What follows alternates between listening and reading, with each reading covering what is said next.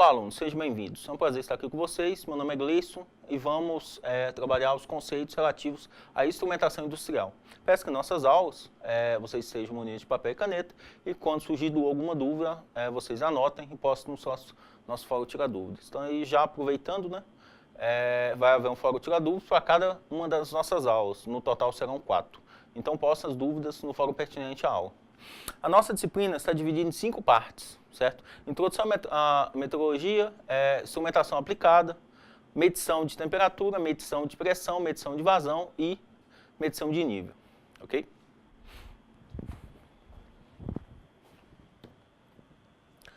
Bom, a Revolução Industrial do século XIX trouxe o desenvolvimento de novos instrumentos e técnicas de medidas elétricas que satisfazem a produção industrial. Assim, houve um rápido crescimento nas tecnologias aplicadas no ramo industrial.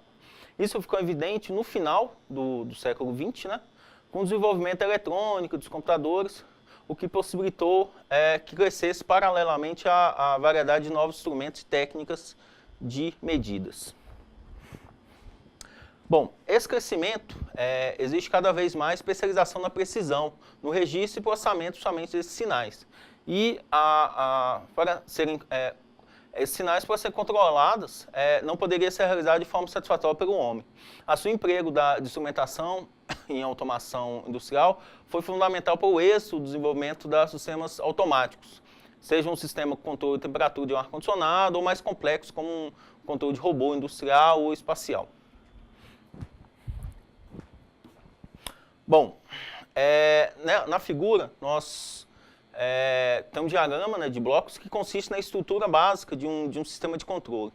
Nesse diagrama, observa-se que existe uma dependência do sensor e como consequência também do sinal que o controlador recebe.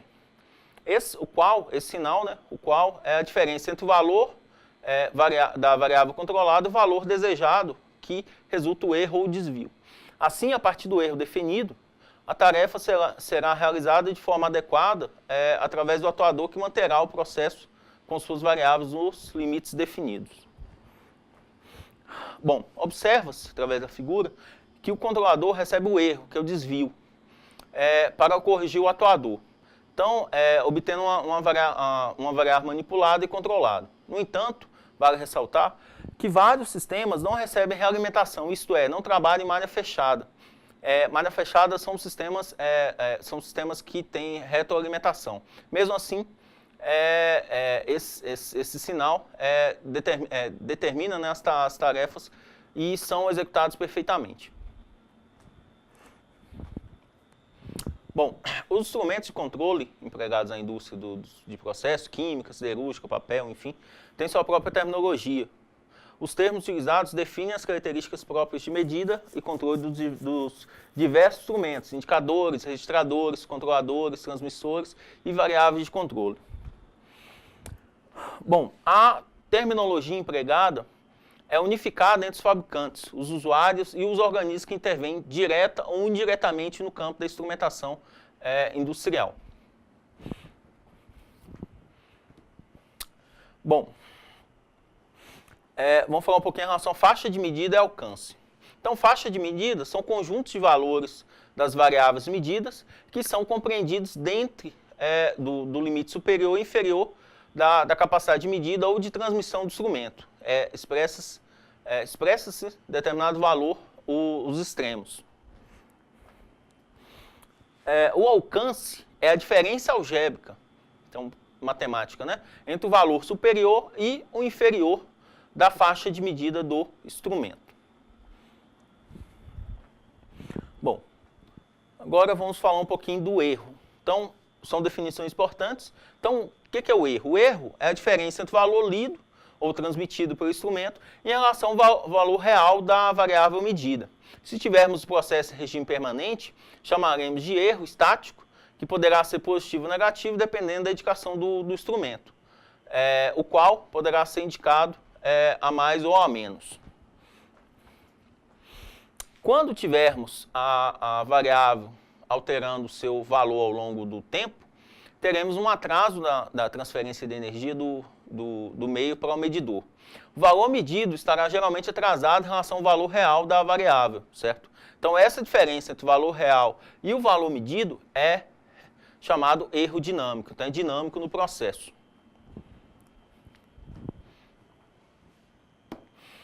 Bom, agora vamos falar um pouquinho em relação a outro conceito muito importante, que é a exatidão.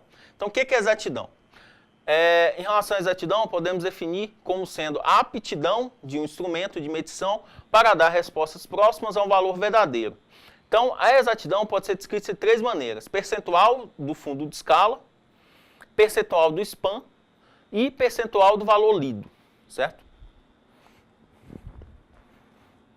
Então, no próximo slide, iremos resolver um exercício aplicando justamente esse conceito de exatidão. Bom, vamos fazer um exercício em relação à exatidão. Então, um exemplo, né, para um sensor de temperatura com range de 50 a 250 graus e o valor medido são 100 graus. Então, determine o intervalo provável do valor real para as seguintes situações.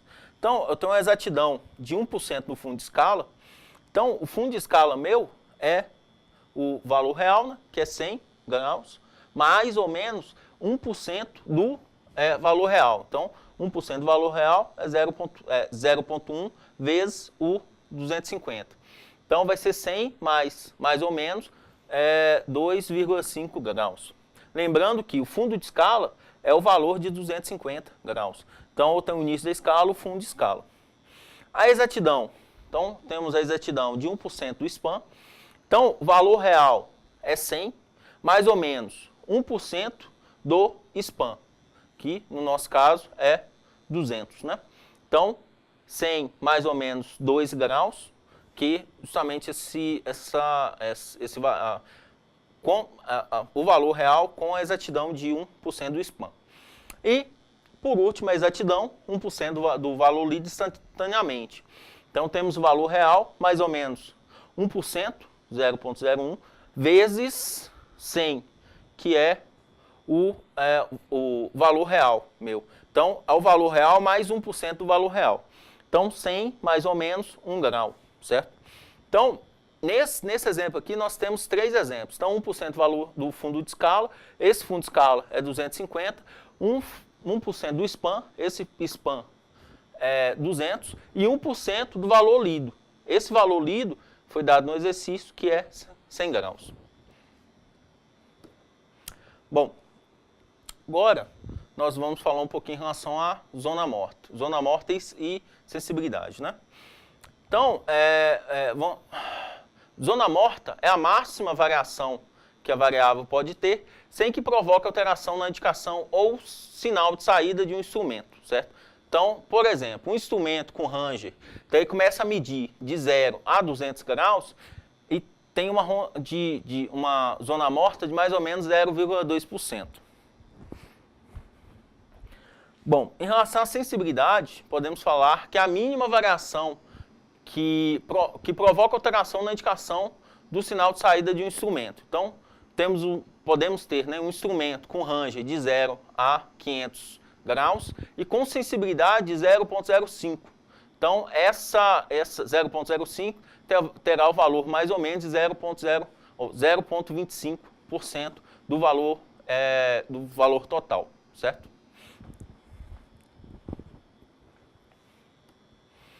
Bom, terminando em relação à zona morta do sistema, vamos falar um pouquinho em relação à esterese e repetibilidade.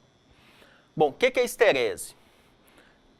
Esterese é o erro máximo apresentado por um instrumento para o mesmo valor em qualquer ponto da faixa de trabalho, quando a faixa percorre toda a escala nos sentidos ascendentes e descendentes. Então, de baixo para cima, crescente, né, e decrescente. Esse valor, né, vai ser expresso em porcentagem do span do instrumento. Bom, terminando o conceito de esterese, vamos para o conceito de repetibilidade. Repetibilidade é a máxima diferença entre diversas medidas de um valor na variável, adotando sempre o mesmo sentido da variação. Então, partir do momento que eu faço a medição de 0 a 100, eu sempre vou medir de 0 a 100. E isso também, esse valor expressa-se em porcentagem do span no instrumento.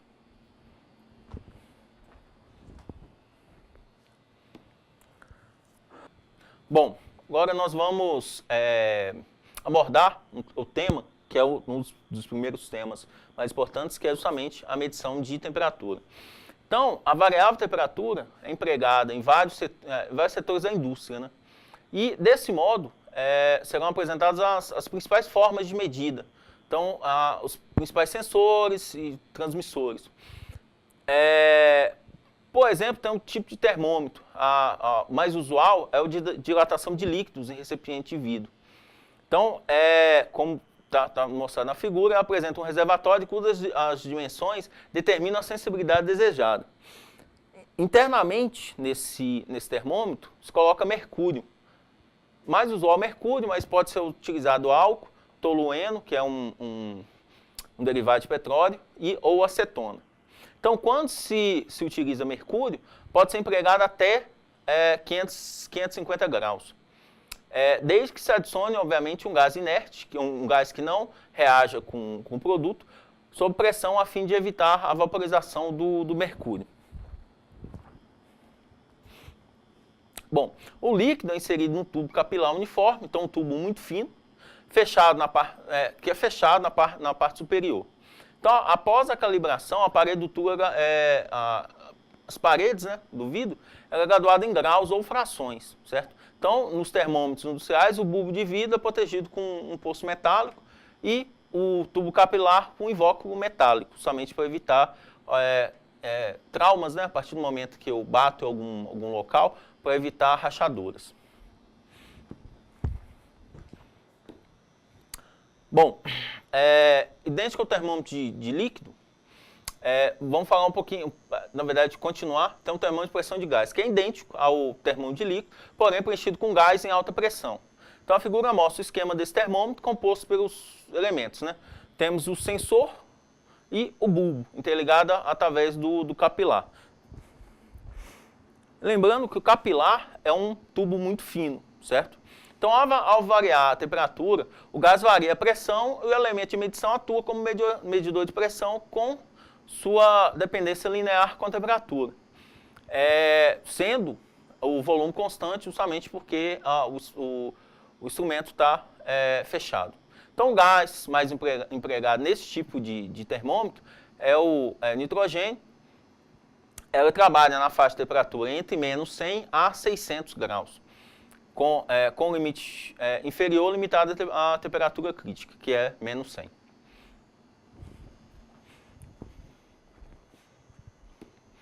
Bom, agora nós vamos falar em relação ao termômetro bimetálico. Qual o funcionamento desse termômetro bimetálico? Então, inicialmente em relação à estrutura, né, consiste em uma lâmina de coeficiente de dilatação linear, diferentes. Então, tem uma lâmina que são fixadas uma na outra, que tem um coeficiente diferente, as quais são unidas a fim de proporcionar o movimento resultante. Ao variar a temperatura, as lâminas apresentam uma curvatura proporcional que pode ser empregada para indicar a temperatura. Então, os termômetros bimetálicos podem ser enrolados em espiral ou também em hélice. Então, esse termômetro é constituído por duas lâminas de metais diferentes que são afixadas. Então, pode ser fixados ou pode ser enrolados em forma de hélice ou espiral ou hélice, sendo que uma das extremidades fixas, uma das extremidades tem que ser fixas, né, devido à diferença de coeficiente de dilatação entre ambos os metais. Então, e a outra extremidade gira proporcionalmente à variação da temperatura. Bom, vamos falar um pouquinho em relação ao termopar. Então, termopares são sensores de temperatura simples, robustos e de baixo custo, sendo amplamente utilizados os mais variados processos de medição de temperatura. O termopar é constituído por dois metais distintos unidos em uma das suas extremidades, né? Quando há diferença de temperatura entre as extremidades unidas, e a extremidade livre, verifica o surgimento de uma diferença de potencial que pode ser medido por um voltímetro. Então, diferentes tipos de termopares possuem diferentes tipos de curvas de potencial, que é justamente essa curva de potencial versus temperatura.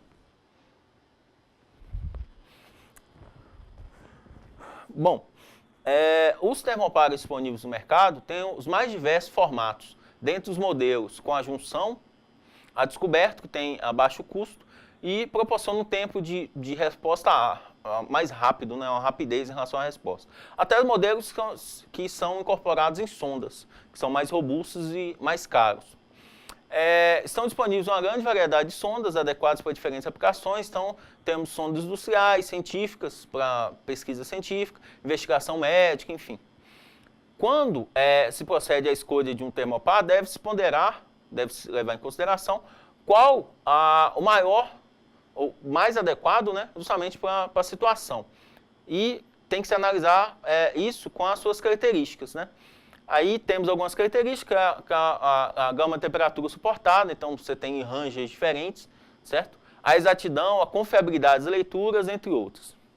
Também deve-se levar em consideração, além da especificação, do tipo de liga, a construção física do termopar. Então, para cada processo é necessária uma construção física específica, já que alguns processos agridem o material utilizado. Dessa forma, imprevisível que na especificação do termopar, além da liga, né, que vai ser utilizada, seja levada em consideração a construção física externa do sistema. Bom, falar um pouco em relação à classificação dos termopares. Então, existem várias combinações de condutores para obter termopares com características que atendem às aplicações industriais mais simples, de uso especial mais simples a de uso especial ou restrito, né? Então, cada tipo de termopar corresponde a uma aplicação que envolve o tipo de ambiente e faixa de temperatura em que o mesmo se emprega, que é utilizado. Então, assim, o termopar são divididos em 3 grupos, né? O tipo básico, o tipo nobre e o tipo especial. Bom, termopares tipo básico podem ser empregados em atmosferas inertes, que é justamente que não reagem ao ambiente, oxidantes ou redutoras, que é ácida ou básica. Acima de 300 graus, a oxidação do cobre provoca desvios em sua resposta. Então, termopar tipo T, que são 2 ligas, né? Cobre e costantã. Termopares do tipo nobre são chamados nobres porque usam platina como elemento básico. Então, pode ser empregados em atmosferas inertes, oxidantes ou redutoras e redutoras, né? Oxidantes e redutoras e também a altas temperaturas. Eles apresentam estabilidade ao longo do tempo para justamente essa utilização em altas temperaturas. E os termoelementos não devem ficar expostos à temperatura redutora ou vapores metálicos. Por último, temos os termopares do tipo especial. São termopares específicos que são desenvolvidos para atender uma aplicação específica. Então, tem termopar com liga, por exemplo, tungstênio e rênio, que é utilizado em meio farmacêutico.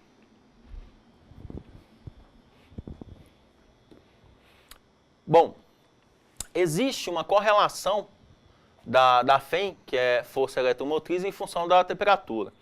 Então, o termopar apresenta uma correlação dessa tensão em função da temperatura a partir de tabelas definidas por uma norma. Essa norma é a ANSI.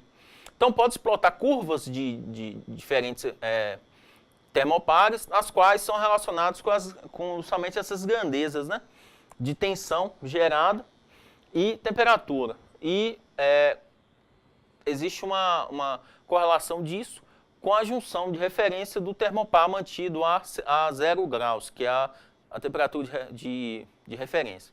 Então, a figura direita aqui mostra somente essa correlação, né, de termopar. Então, temos, por exemplo, esse termopar E aqui, ó.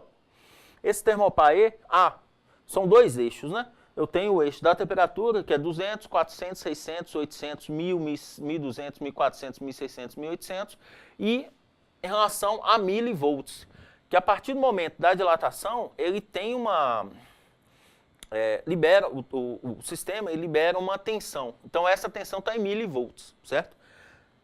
Essa tensão, ela oscila entre 10, 20, 30, 40, 50, 60, 70. Então, por exemplo, vou citar 3 exemplos. Por exemplo, esse termopar E aqui, a 100 graus, ele me dá uma tensão de mais ou menos, vamos colocar aí 66 milivolts, certo? O termopar K aqui, ó, a 110 ou 1400 graus, ele me dá uma tensão mais ou menos exata de 50 milivolts, certo?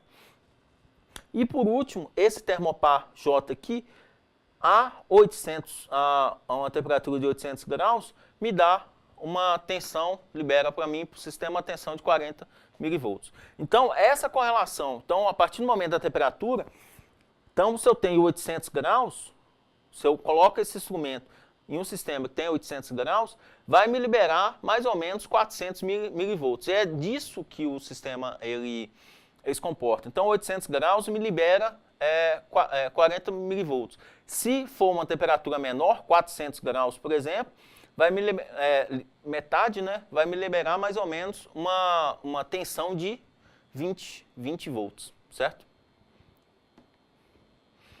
Bom, agora vamos falar um pouquinho em relação a termistores. O que são termistores? Termistores são semicondutores que variam a resistência em função da temperatura.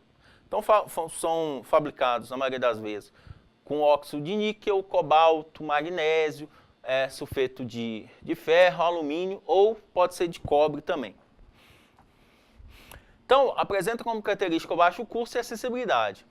São restritos a temperaturas menores que 300 graus, certo? O tipo mais comum é o NTC, que é Negative Temperature Coefficient, que tem a principal característica por reduzir a resistência à medida que a temperatura aumenta, ou seja, um coeficiente de variação da temperatura negativa. No PTC, que é Positive Temperature Coefficient, o aumento da temperatura faz com que sua resistência aumente, tem custo maior e por isso apresenta uma menor variabilidade em relação a ser comercial.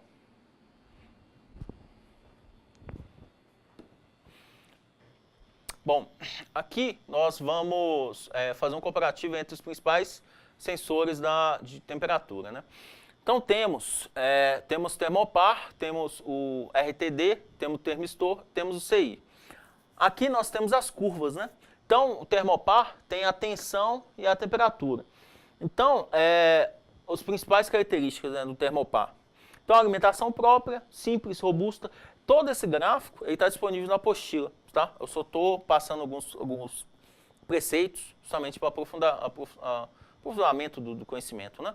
Então termopar. Alimentação própria, simples, robusto, custo baixo, grande variedade e grande faixa de temperatura, certo?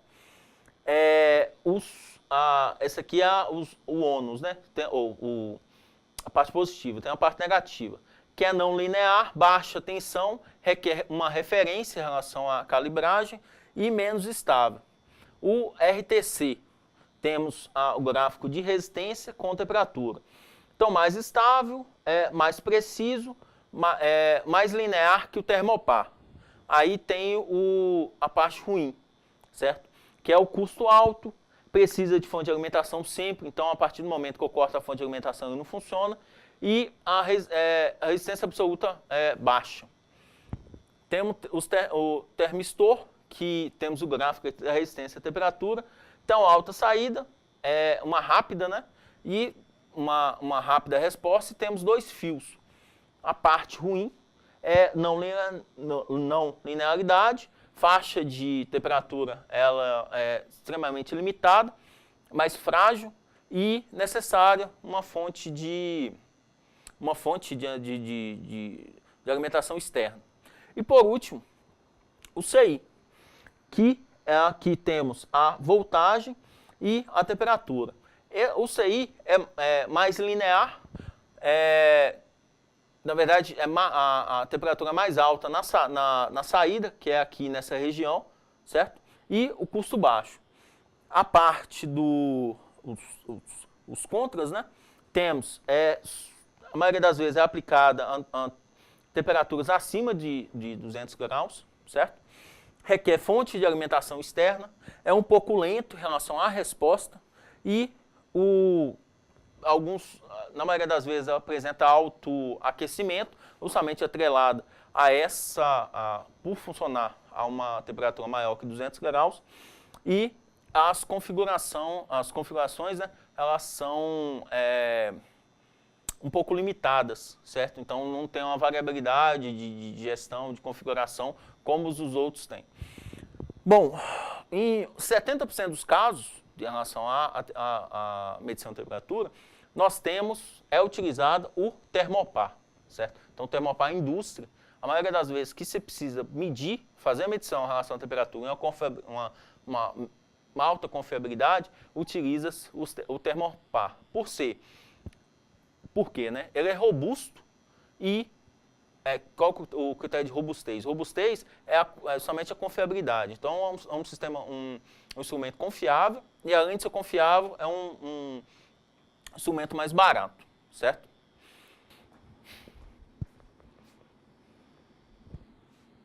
Bom, então com essa explicação terminamos a nossa primeira aula de instrumentação. Na próxima aula iremos continuar estudando instrumentos de medição.